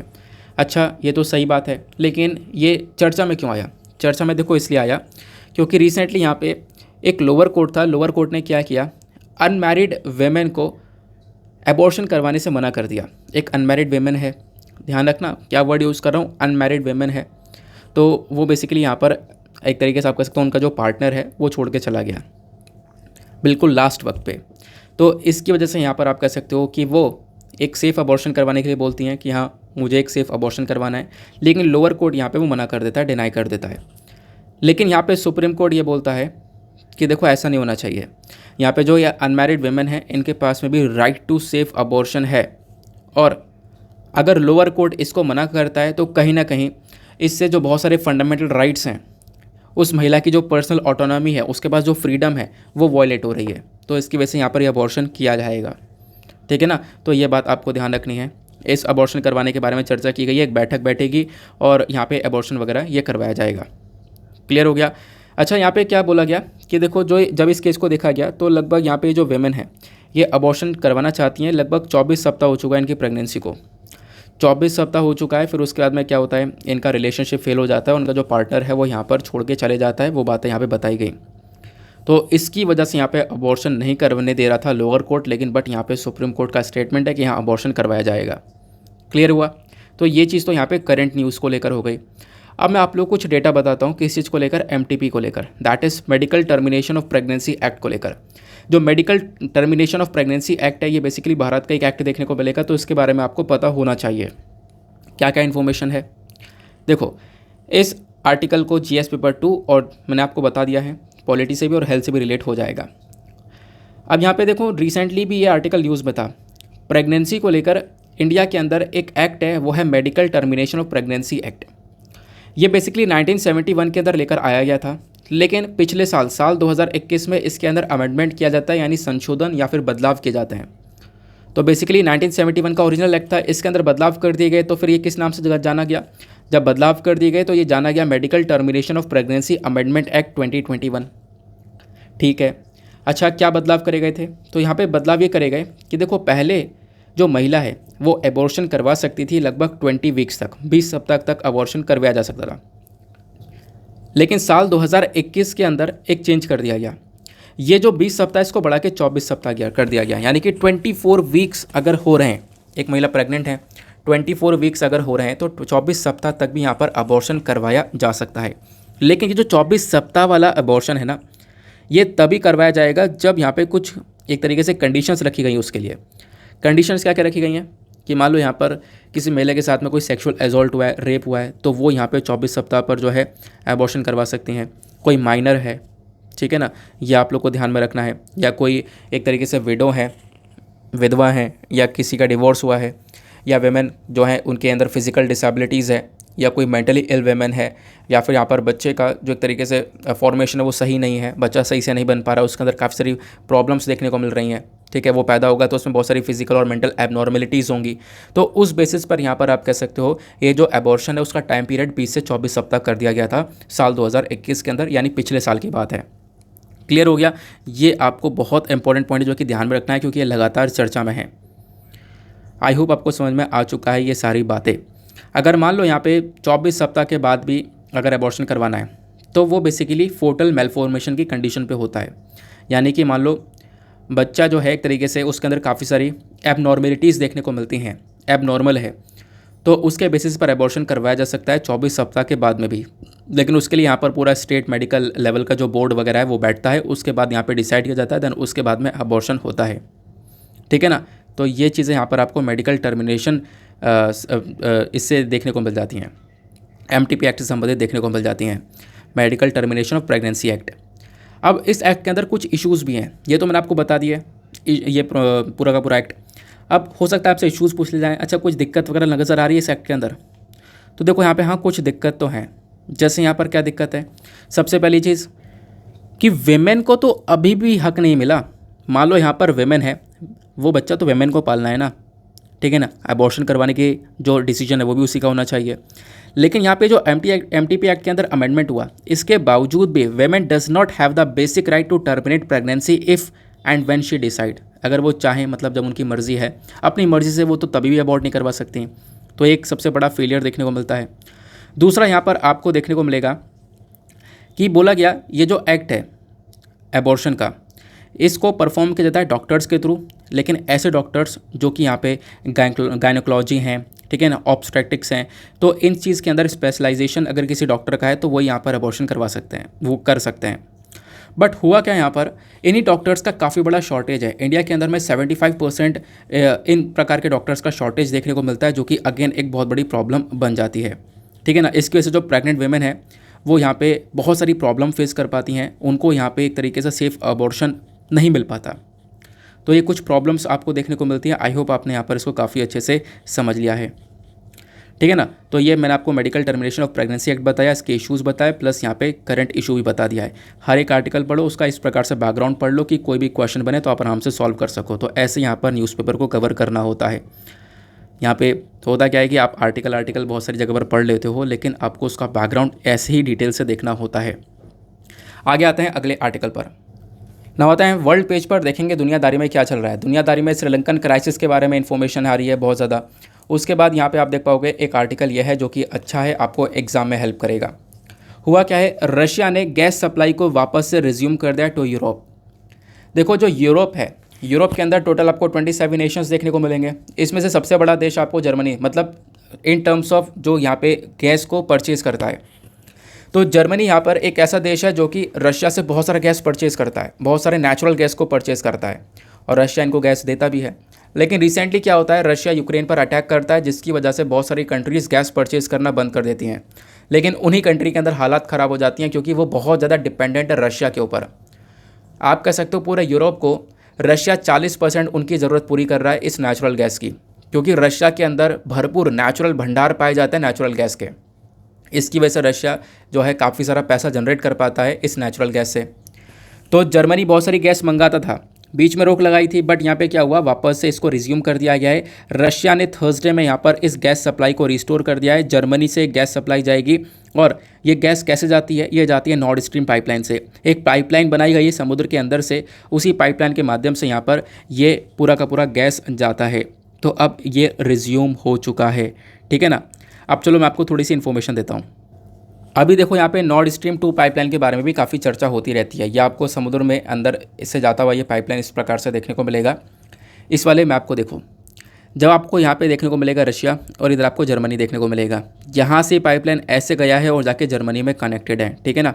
ये आपको 2 पाइपलाइन देखने को मिलते हैं। नॉर्ड स्ट्रीम नाम से 2 पाइपलाइन है, ध्यान रखना, एक नॉर्ड स्ट्रीम 1 और एक नॉर्ड स्ट्रीम 2। अच्छा, 1 और 2 वाला कौन सा है? तो जो आप लोगों को डॉट डॉट में नज़र आ रहा है येलो कलर का, ये बेसिकली नॉर्ड स्ट्रीम 2 है, और जो ये आपको दिख रही है लाइन जो जा रही है ब्लू कलर की, ये नॉर्ड स्ट्रीम है। ये रशिया हो गया इधर, इधर जर्मनी हो गया। रशिया से समुद्र के अंदर से ये पाइपलाइंस जा रहे हैं बाल्टिक सी से गुजरते हुए। ये बहुत सारे देशों के जो एक्सक्लूसिव इकोनॉमिक जोन है, क्योंकि यहाँ पे आप जैसे पोलैंड देखोगे, पोलैंड के पास बहुत सारा समुद्र है, तो बहुत सारे समुद्र का हिस्सा इनके अंडर में आता है, जो कि एक्सक्लूसिव इकोनॉमिक जोन कहलाता है। ये मैं आपको पहले काफ़ी बार बता चुका हूँ। तो उनके जोन से निकलता हुआ पाइपलाइन जा रहा है। तो एक तो ये आपको जहाँ मैं ड्रॉ कर रहा हूँ, ये है नॉर्ड स्ट्रीम 1, जो कि जर्मनी के ग्रेसवाल्ड में जाता है, ठीक है, इसके माध्यम से गैस सप्लाई होती है। दूसरा है नॉर्ड स्ट्रीम 2 जो कि डॉट डॉट के अंदर आपको दिख रहा है, ठीक है ना, इसके माध्यम से भी काफ़ी सारी गैस सप्लाई की जाती है जर्मनी को, और जर्मनी से फिर उसके बाद पूरे यूरोप के अंदर वो गैस सप्लाई होती है। ये कौन सी गैस है, तो यहाँ पर ये बात हो रही है नेचुरल गैस की, ठीक है। अब मैं आपको कुछ डेटा प्रोवाइड करवाता हूँ। देखो, जो नॉर्ड स्ट्रीम पाइपलाइन 1 वाली है, इसको कंप्लीट कर लिया गया था 2011 में, जो कि रशिया से जर्मनी में कनेक्ट होती है। अब जब नॉर्ड स्ट्रीम 2 की बात होती है, तो नॉर्ड स्ट्रीम 2 को भी यहाँ पे कंप्लीट कर लिया गया था सितंबर 2021 के अंदर, पिछले साल की बात है। नॉर्ड स्ट्रीम 2 को इम्प्लीमेंट करने में बहुत सारी दिक्कतें आई, लेकिन यहाँ पे हो गया सक्सेसफुल। बट अभी बहुत सारी प्रॉब्लम्स आ गई, क्यों? क्योंकि रशिया ने यूक्रेन को अटैक किया, तो बहुत सारे जो कंट्रीज़ है, खासकर यूरोपियन, ये जो पूरा वेस्टर्न देश आपको देखने को मिलेगा, वेस्टर्न पूरा पोर्शन जो देखने को मिलेगा, ये सब रशिया के ऊपर लगातार सैंक्शन लगाने की कोशिश कर रहे हैं। काफ़ी सारे सैंक्शन लगाए भी गए, है ना। अब जब एक इम्पॉर्टेंट बात आती है नेचुरल गैस की, तो नेचुरल गैस बहुत सारा ये लोग परचेज़ करते हैं रशिया से। यहाँ पे आप लोग देख पाओगे एक डेटा, यार मैं लेकर आया था, मुझे वो दिख नहीं रहा, एक सेकंड रुक जाओ। हाँ, ये देखो, ये आपको डेटा देखने को मिलेगा, इसको अपने पास में लिख के रखना। अगर आप लोग देखोगे रशिया को, तो रशिया के पास में नेचुरल गैस रिजर्व्स देखने को मिलते हैं, सबसे बड़े बड़े नेचुरल गैस रिजर्व्स है पूरे दुनिया भर में, और 40% जो बजट है रशिया का, वो इस गैस को बेच कर ही आता है। और बहुत सारा गैस, इसमें से सबसे ज़्यादा गैस जो है वो बेचा जाता है यूरोपियन को। अब यहाँ पे जो यूरोपियन देश हैं वो बहुत ज़्यादा डिपेंडेंट है, आप लोग कह सकते हो किसके ऊपर, रशिया के ऊपर।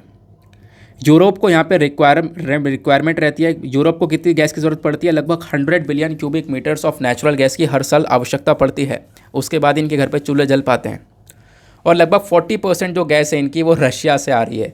तो आप कह सकते हो ये लोग काफ़ी हद तक डिपेंडेंट है, तो एकदम से रोक भी नहीं सकते। हालांकि जर्मनी ये तो बोल चुका है कि हम लोग यहाँ पे पूरी कोशिश कर रहे हैं कि हम लोग अपनी तरफ इंडिपेंडेंट अपने आप को बना लें, रशिया के ऊपर से डिपेंडेंसी ख़त्म कर दें।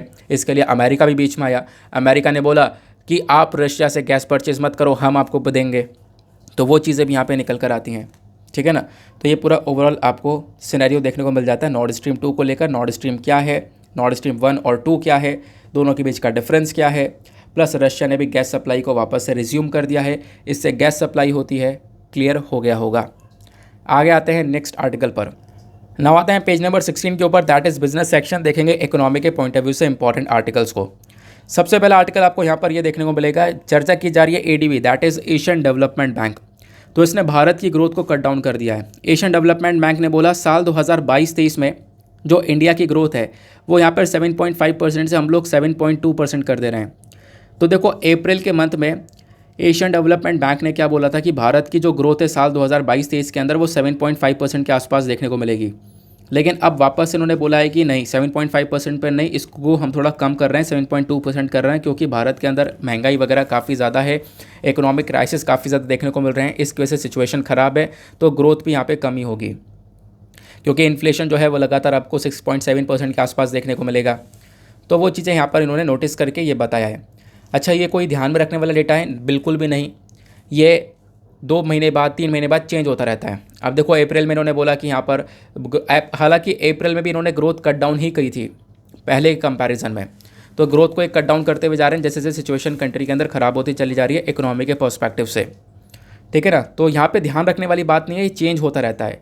अब ध्यान क्या रख सकते हैं, पढ़ क्या सकते हैं, एग्जामिनेशन में क्वेश्चन कहाँ से बन सकता है, तो उसके लिए आपको पढ़ लेना है एशियन डेवलपमेंट बैंक, जिसने यहाँ पे ये पूरा का पूरा डेटा प्रोवाइड करवाया है। एशियन डेवलपमेंट बैंक क्या है, चलो कुछ डेटा हम लोग कवर कर लेते हैं। ऐसे क्वेश्चन बनते हैं, आपको पता होगा न्यू डेवलपमेंट बैंक को लेकर क्वेश्चन यूपीएससी ने डायरेक्ट पूछा था, इसका हेडक्वार्टर कहाँ पर है, और प्लस उसका मैंने आपको डिटेल से समझा रखा है, काफ़ी PYQs आपको सॉल्व करवा रखे हैं।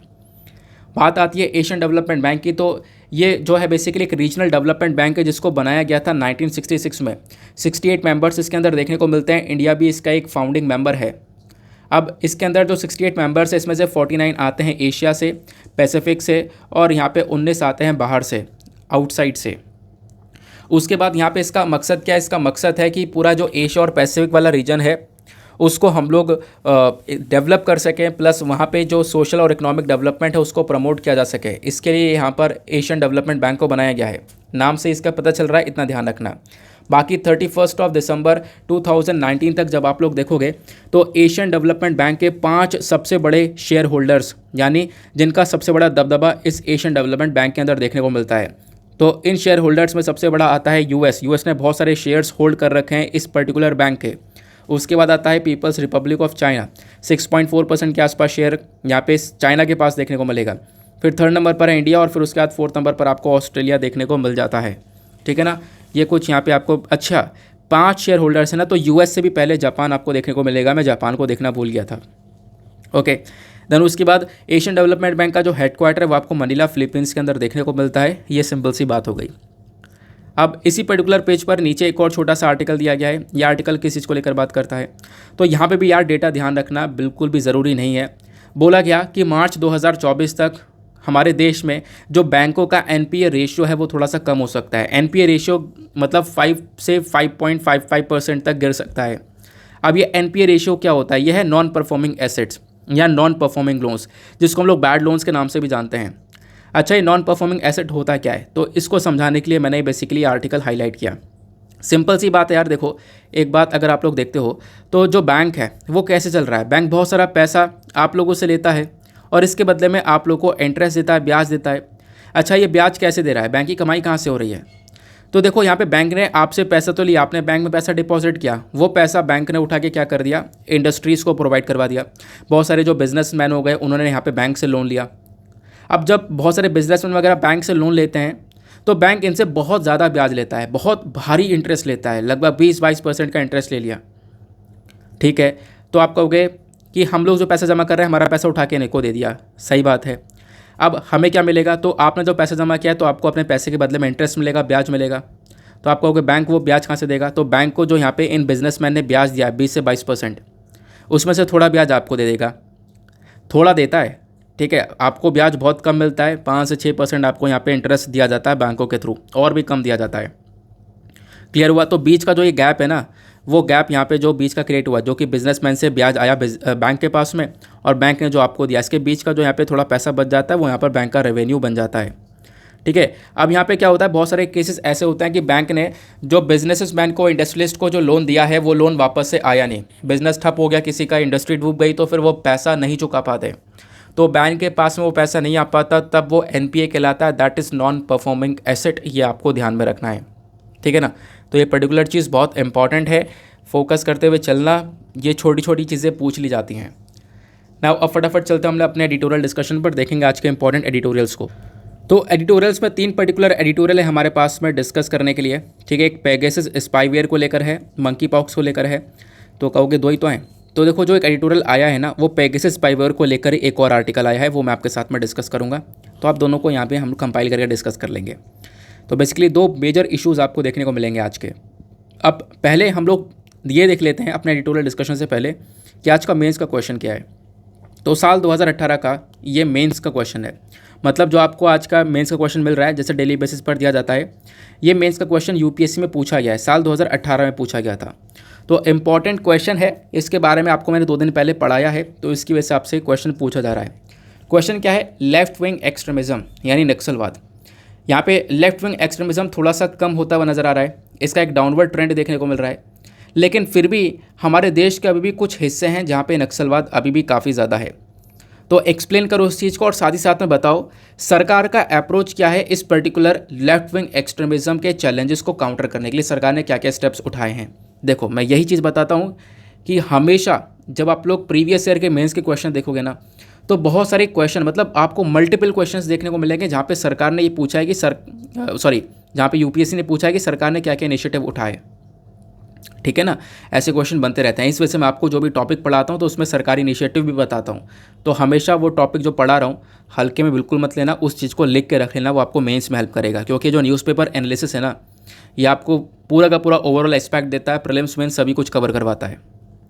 चलो अब आते हैं हम लोग अपने एडिटोरियल डिस्कशन पर। ये तो हमने मेंस का क्वेश्चन देख लिया था।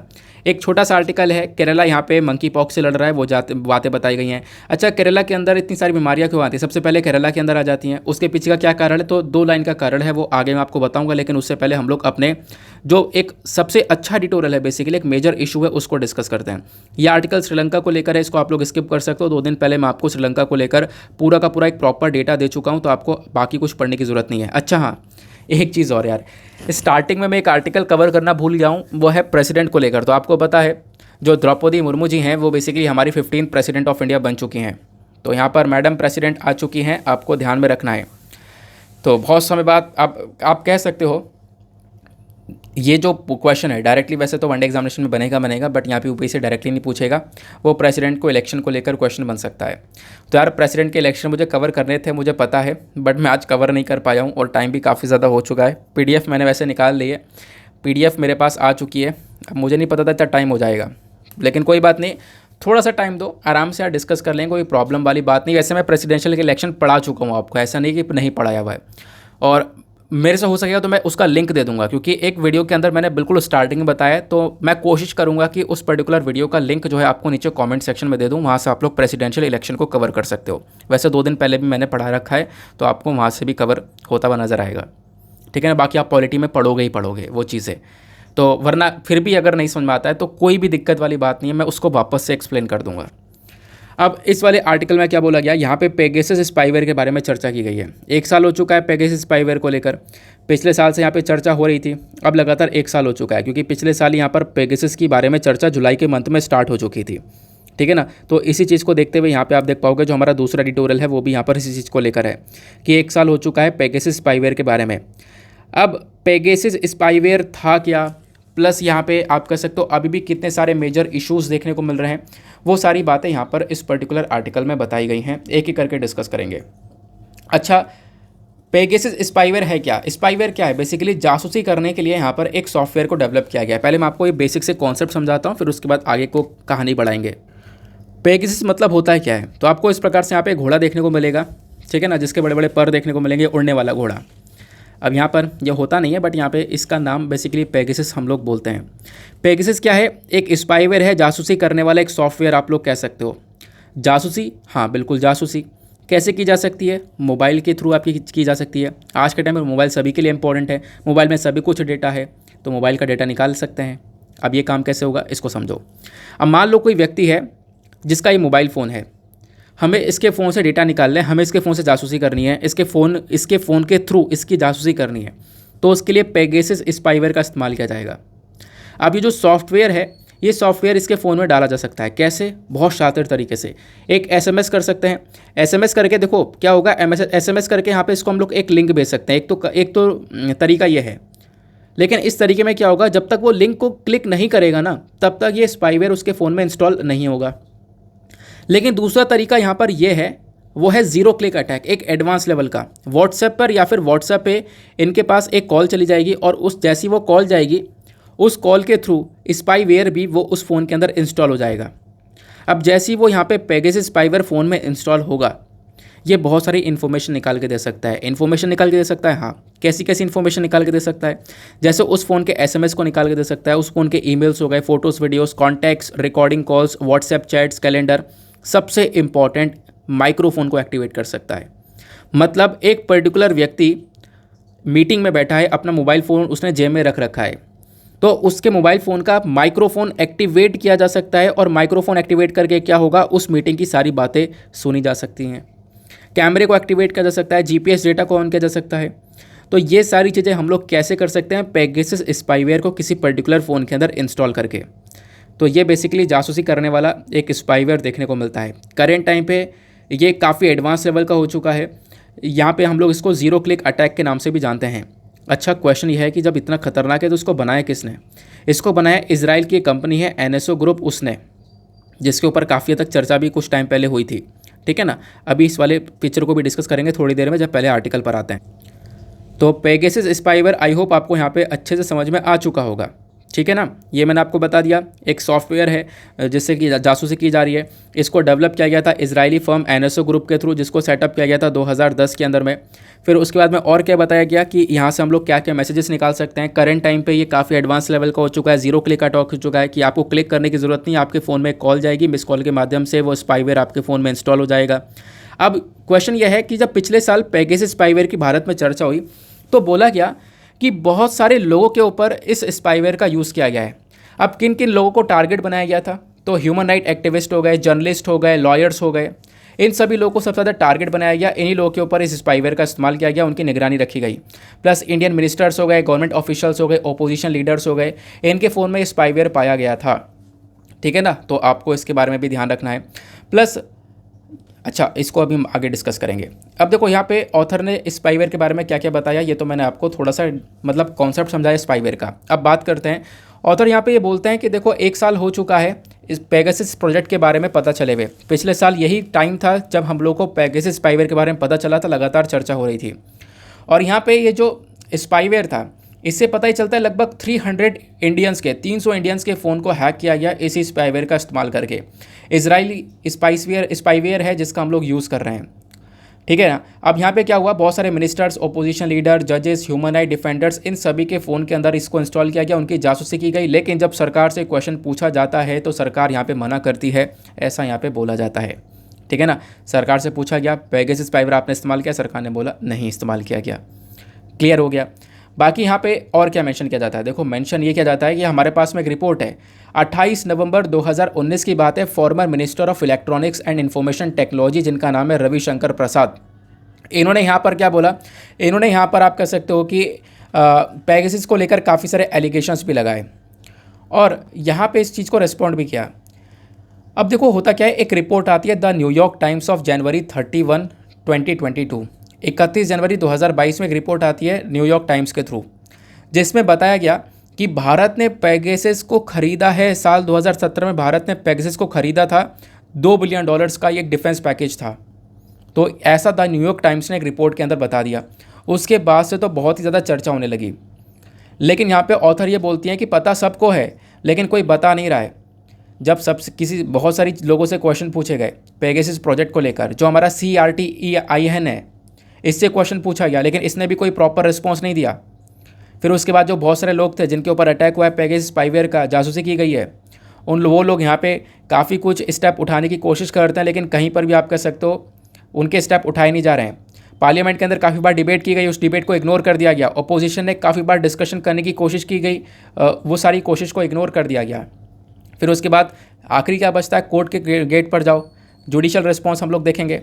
लेकिन यहाँ पे क्या हुआ, बहुत सारे लोगों ने पिटीशन भी डाला कि भाई सुप्रीम कोर्ट आप कुछ स्टेप उठाओ कि सरकार ने हमारे खिलाफ में यह पेगासस स्पाईवेयर का इस्तेमाल किया है। तो लोगों ने यहाँ पर सुप्रीम कोर्ट का फिर दरवाज़ा खटखटाया, सुप्रीम कोर्ट से यहाँ पे बोला कि आप कुछ स्टेप लो। सुप्रीम कोर्ट भी यहाँ पे बोलता है ठीक है हम लोग काम करते हैं। और सुप्रीम कोर्ट ने क्या किया, 27 अक्टूबर 2021, कौन सी तारीख है, 27 अक्टूबर 2021 में आप लोग को आर्टिकल में दिखाता हूँ कहाँ पर मैंशन है। एक सेकंड रुक जाओ यार, ये आप लोग को देखने को मिल जाएगा, ये रही तारीख 27 अक्टूबर 2021 में सुप्रीम कोर्ट क्या बोलता है, एक कमेटी को बना लेता है। और वो जो कमेटी है, वो कमेटी से बोला गया कि आप जो है इस स्पाईवेयर को लेकर थोड़ा सा काम करोगे और ये पता लगाओगे हाँ स्पाईवेयर का वाकई में यूज़ हुआ है या नहीं हुआ है, ठीक है ना। अब ये कमेटी कौन सी है तो मैं आपको थोड़ा इसके बारे में बताता हूँ। तो मैंने कहा था इस पिक्चर पर अभी थोड़ी देर में आएंगे। तो इस कमेटी का नाम है जस्टिस RV रविंद्रन कमेटी। तो इस कमेटी के अंदर ये सारे लोगों को रखा गया। जस्टिस RV रविंद्रन कौन है, तो यहाँ पर एक्स जज रह चुके हैं, इनको यहाँ पर इस कमेटी का हेड बनाया गया। उसके बाद में इस कमेटी के अंदर कुछ टेक्निकल मेंबर्स हैं, जैसे नवीन कुमार चौधरी हैं, प्रबरन P हैं, अश्विन अनिल गुमास्ते हैं। ये सब अपने आप में साइबर सिक्योरिटी को लेकर मास्टर्स हैं। उसके बाद Alok Joshi former IPS officer हैं। उसके बाद Sandeep Oberoi chairman of sub committee in international organisation of standardisation international electrical chemical, ये आपको जानने की ज़रूरत नहीं है कि किसके चेयरमैन हैं। तो यहाँ पर आप कह सकते हो ये सारे लोग थे जो कि यहाँ पर इस पूरे कमेटी को देख रहे हैं। इस कमेटी के अंदर रह कर ये पेगासस स्पाईवेयर को यहाँ पर देख रहे हैं कि इसकी जांच पड़ताल कर रहे हैं। तो ये कमेटी यहाँ पर सुप्रीम कोर्ट के थ्रू बनाई गई थी। लेकिन ऑथर ये बोलती हैं कि इसके थ्रू भी खाली बात कर दी गई है, कमेटी बना दी गई थी सुप्रीम कोर्ट के थ्रू और उसके बाद यहाँ पे कोई भी रेस्पॉन्स बाद में देखने को मिला नहीं है। इतना समय हो चुका है, हम लोग अब वेट कर रहे हैं कि कब वो कमेटी रिपोर्ट सबमिट करेगी, कब सबमिट करेगी। पहले तो बोला था कि मई के अंदर सबमिट करेगी, मई 2022 में, फिर उसके बाद जुलाई 2022, अब तो जुलाई 2022 भी ख़त्म हो रहा है। अब यहाँ पे बोला गया ये जो रिपोर्ट है वो 16 दिसंबर में आएगी, पता नहीं कब आएगी रिपोर्ट सबमिट करने को लेकर कोई चर्चा ही नहीं देखने को मिल रही है, ठीक है ना। तो मतलब यहाँ से भी कोई सोल्यूशन नहीं निकला है। तो बोला यह जा रहा है कि पेगासस स्पाईवेयर को लेकर मतलब सभी लोग कहीं ना कहीं आप कह सकते हो कि कुछ नहीं पता चल रहा है, हम लोग कुछ भी यहाँ पर इसके बारे में कोई भी इन्फॉर्मेशन नहीं दी गई है। लेकिन जब आप लोग दुनिया भर में देखोगे तो दुनिया भर की खबरें निकल कर आ रही हैं। फ्रांस ने यहाँ पे पेगासस स्पाईवेयर को ख़रीदा, UK ने ख़रीदा, ठीक है, दुबई ने ख़रीदा, उसके बाद यहाँ पे बांग्लादेश ने ख़रीदा। ये सारे देश जिन्होंने पेगासस स्पाईवेयर को ख़रीदा है, खुलेआम यहाँ पर रिपोर्ट के अंदर ये सारी बातें पब्लिश हो चुकी हैं। लेकिन ऑथर ये बोलती हैं क्या ये सही बात है, इस पेगासस बैटल के अंदर यहाँ पे हम लोगों को क्या करना होगा, सर्विलांस रिफॉर्म के अंदर कुछ चेंजेस करने होंगे, सर्विलांस रिफॉर्म लेकर आने होंगे।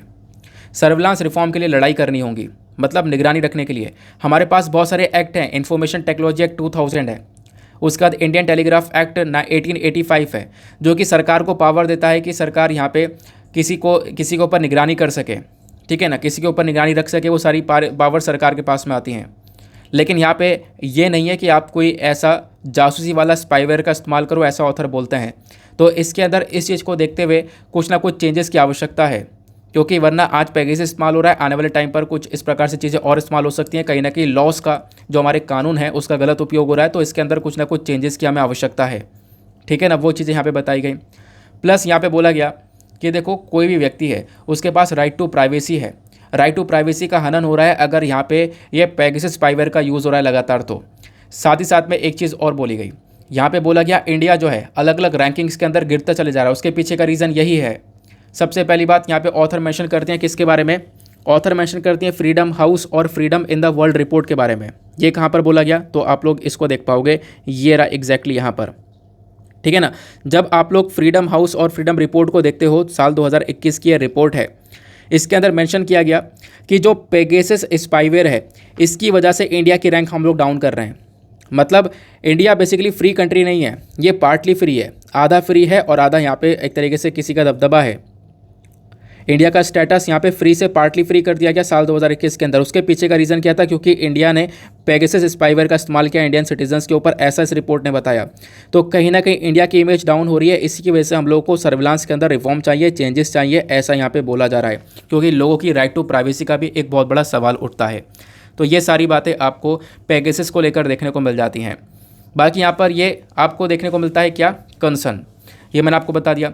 ये यहाँ पर आप देख पाओगे साइबर अटैक का एक कंसर्न देखने को मिल जाता है। बाकी अब यहाँ पे एक चीज़ और आती है, यूपीएससी क्वेश्चन पूछ सकता है किसी चीज़ को लेकर कि क्या क्या स्टेप्स उठाए गए हैं साइबर अटैक को टैकल करने के लिए भारत सरकार के थ्रू। ऐसे यहाँ पे बड़े बड़े जो साइबर अटैक्स है इसको टैकल करने के लिए क्या क्या स्टेप उठाए, तो एक हमने स्टेप उठाया था, ये मैं इस पूरे डेटा से अलग डेटा बता रहा हूँ आपको। साइबर अटैक को टैकल करने के लिए एक स्टेप उठाया गया था साइबर सुरक्षित भारत इनिशिएटिव। इसको लॉन्च किया गया था 2018 में। इसका मकसद है कि हम लोग अवेयरनेस फैला सकें, जागरूकता फैला सकें साइबर क्राइम को लेकर। उसके बाद यहाँ पे दूसरा स्टेप भारत सरकार ने उठाया, वो है national cyber security coordination centre. 2017 में यहाँ पर ये जो एनसीसी बॉडी है इसको डेवलप किया गया ताकि हम लोग क्या कर सकें, अगेन यहाँ पे आप कर सकते हो कि जो साइबर थ्रेट है उसको टैकल कर सकें, उसको डिटेक्ट कर सकें। फिर यहाँ पे साइबर स्वच्छता केंद्र को बनाया गया साल 2017 के अंदर, एक प्लेटफॉर्म बनाया गया ताकि हम लोग इंटरनेट यूज़र्स को हेल्प कर सकें और यहाँ पे जो भी वायरस वगैरह है, मालवेयर है, इस प्रकार से साइबर अटैक वाले सॉफ्टवेयर है, इनको हटाया जा सके। फिर उसके बाद में Indian cyber crime coordination centre बनाया गया। फिर यहाँ पे आप कह सकते हो ये जो CERT है यानी कंप्यूटर इमरजेंसी रिस्पांस टीम को ये देखने को मिल जाएगा। ये एक नोडल एजेंसी है जो कि साइबर सिक्योरिटी को टैकल करती है। तो साइबर अटैक्स को रोकने के लिए काफ़ी सारे काम किए गए हैं, ये आप लोग को ध्यान रखना है। साइबर अटैक भी अलग अलग प्रकार के होते हैं, जैसे एक मालवेयर होता है। मालवेयर बेसिकली एक सॉफ्टवेयर होता है, जैसा अभी हम लोग पेगासस की बात कर रहे हैं ना, तो ये भी बेसिकली एक मालवेयर है। तो मालवेयर के अंदर रैंसमवेयर, स्पाईवेयर, जैसे ये पेगासस स्पाईवेयर है तो स्पाईवेयर टाइप का है तो ये मालवेयर के अंदर आता है। कोई रैंसमवेयर है तो वही मालवेयर के अंदर आता है। वॉर्म्स है तो मालवेयर के अंदर आता है। ट्रोजन्स है, वायरस से, सब मालवेयर के अंदर आते हैं। मालवेयर की वैराइटीज़ हैं। तो ये बेसिकली यहाँ पर साइबर अटैक करने का तरीका है, जासूसी करने का तरीका है, कंप्यूटर हैक्स करने का तरीका है। इसको लेकर यूपीएससी क्वेश्चन पूछ लेता है। आपको पता होगा ये एक क्वेश्चन मैंने आपके साथ में डिस्कस भी किया है किस चीज़ को लेकर कि मुझे यार याद नहीं आ रहा है, एक सेकंड रुक जाओ, अब छोड़ो, याद नहीं आ रहा है मुझे। एक क्वेश्चन साइबर अटैक को लेकर पूछा गया था जो कि मैं आपके साथ में काफ़ी बार डिस्कस कर चुका हूँ कि पेथ या एटर्नल ब्लू, ये सारी चीज़ें क्या हैं, वो सब यहाँ पर क्या देखने को मिलते हैं, वो सब मैंने आपके साथ में डिस्कस किया है, ठीक है ना। तो ये साइबर अटैक के बारे में सारी इन्फॉर्मेशन हो गई। बाकी ऑथर के पॉइंट ऑफ व्यूज़ क्या है वो मैंने आपको समझा दिए हैं। अब आगे यहाँ पर आप लोग इसको आगे थोड़ा अच्छे से समझ सकते हो। बाकी ये इन्फॉर्मेशन थी जो कि आप लोगों के पास में अवेलेबल है। अब बिल्कुल सिमिलर आर्टिकल यानी कि ये पेगासस स्पाईवेयर को लेकर इस एक्सप्लेनर सेक्शन पर भी डिटेल से दिया गया है, तो आप लोग यहाँ पे स्किप कर सकते हो, पढ़ने की इतनी ज़रूरत नहीं है, मैं आपको ऑलरेडी बता चुका हूँ। बाकी यहाँ पे चर्चा की जा रही है मंकी पॉक्स वायरस के बारे में। तो देखो मंकी पॉक्स वायरस के बारे में ऑलरेडी हम लोग काफ़ी बार डिस्कस कर चुके हैं, फिर भी चलो मैं आप लोगों को एक छोटा सा रिविजन करवा देता हूँ। जब हम लोग बात करते हैं मंकी पॉक्स वायरस की, तो एक जूनोटिक डिजीज़ है यानी कि एनिमल से ह्यूमन्स के अंदर ट्रांसफ़र होता है और इसको आइडेंटिफाई किया गया as a pox like disease, यानी कि छोटे छोटे दाने बॉडी के ऊपर हो जाते हैं। अब मंकी पॉक्स जो वायरस है ये बेसिकली पॉक्सीविरिडाई फैमिली से बिलोंग करता है। अभी यहाँ पे देखो सबसे पहली बार ये कहाँ पे पाया गया था, सबसे पहली बार ये डेमोक्रेटिक रिपब्लिक ऑफ कॉन्गो के अंदर रिपोर्ट किया गया था 1958 में, बंदरों के अंदर सबसे पहली बार देखने को मिला। फिर उसके बाद ह्यूमंस के अंदर 1970 में पाया गया और अगेन वहीं पर डेमोक्रेटिक रिपब्लिक ऑफ कॉन्गो यानी अफ्रीकन कंट्री के अंदर पाया गया था। फिर साल 2017 में क्या होता है, नाइजीरिया यहाँ पे एक्सपीरियंस करता है कि भैया सबसे ज़्यादा तेज़ी से फैल चुका है उनके यहाँ पर ये मंकी पॉक्स। तो नाइजीरिया में मंकी पॉक्स काफ़ी तेज़ी से फैला, इसकी वजह से नाइजीरिया के अंदर मंकी पॉक्स को एक एंडेमिक भी डिक्लेयर कर दिया गया था। फिर उसके बाद में बताया गया मंकी पॉक्स के लक्षण के बारे में, देखो फीवर होना, ठीक है, सर में दर्द होना और ये सारी चीज़ें, जैसे कि बॉडी के ऊपर चिकन पॉक्स जैसे हो जाता है ना इन्फेक्शन, वैसे यहाँ पर मंकी पॉक्स के अंदर भी देखने को मिलता है। मंकी पॉक्स को लेकर कोई भी देखो यार प्रॉपर आज के टाइम पर वैक्सीन अवेलेबल नहीं है। जो वैक्सीन हम लोग स्मॉल पॉक्स से लड़ने के लिए यूज़ किया करते थे वही वैक्सीन यहाँ पर मंकी पॉक्स के लिए भी कारगर साबित है, तो आप लोग ध्यान में रख सकते हो। बाकी एक सिंपल सा यहाँ पे क्वेश्चन आता है ये कि केरला के अंदर सबसे ज़्यादा ये बीमारियां क्यों देखने को मिलती हैं। इसके पीछे का एक छोटा सी रीज़न इन्होंने बताया है, वो ये है कि केरला के अंदर आपको 4 इंटरनेशनल एयरपोर्ट्स देखने को मिल जाते हैं, ठीक है ना। तो केरला के अंदर सबसे पहली बार मंकी पॉक्स का केस आया है, क्यों? क्योंकि यहाँ पर 35 साल का यहाँ पर एक व्यक्ति हैं जो कि UAE से रिटर्न किए और पता ये चलता है कि उन्हीं के अंदर मंकी पॉक्स का ये पूरा का पूरा वायरस पाया गया है। हालांकि यहाँ पे जो स्टेट हेल्थ डिपार्टमेंट है उन्होंने यहाँ पे सर्विलांस जारी किया और उसके बाद पूरी तरह से काम किया जा रहा है और पूरा फोकस ये किया गया है कि इस पूरे मंकी पॉक्स के केसेस को, वायरस को केरला के अंदर ही रोक दिया जाए। हालांकि हम लोग अब ऐसा नहीं है कि फैल चुका होगा, नहीं फैल चुका होगा, इसको लेकर कोई इन्फॉर्मेशन नहीं है। हो सकता है यहाँ पर दूसरे स्टेट के अंदर पहुँच चुका होगा, आने वाले टाइम पर इसके बारे में पता चले, बट अभी फ़िलहाल यहाँ पे केरला के बारे में चर्चा की जा रही है, ठीक है ना। तो आई होप आपको ध्यान में रख ये सारी चीज़ें रहेंगी।